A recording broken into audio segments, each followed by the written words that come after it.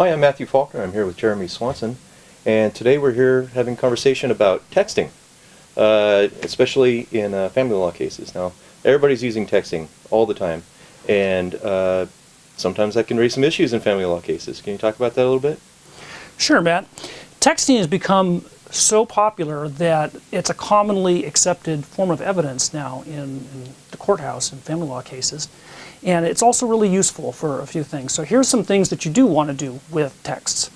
You do want to put agreements for changes in visitation or custody or things of that nature in writing. A text message is an acceptable way to do that.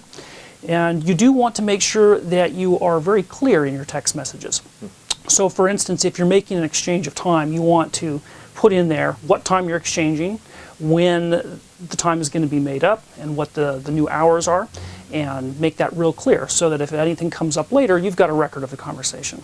Another thing to keep in mind with texting is that we often, these days, have mixed conversations. And by that I mean partially in text and partially via telephone. So you can create a very odd sort of record that way.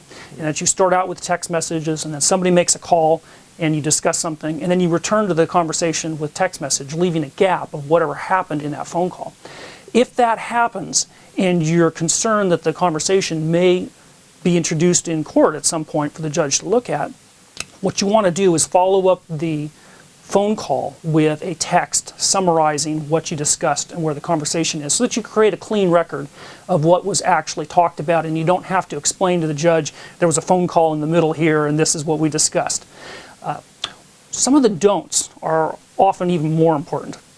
And the rule of thumb that you always keep in mind is that any text message could end up being reviewed by the judge at some point. So you don't want to use bad language. You don't want to use abusive language. Texting is not a forum where you want to take out your frustrations with the other party. All that can do is make you look bad, make you look unreasonable, make you look aggressive, make you look difficult. So keep in mind, and every time that you type a text, that it's something that the judge may eventually be reading. So you want to keep the emotion out of it. You want to keep it factual. You want to keep it on the issues. Don't bring up past arguments, past accusations, or things of that nature. Keep it about the issue at hand. Keep it civil. Mm-hmm. So you want clarity, right? And you want no ambiguity. And if you're communicating something, making sure that you're accurate in what you're communicating, right? That's correct. Okay. Okay, well, thank you, Jeremy.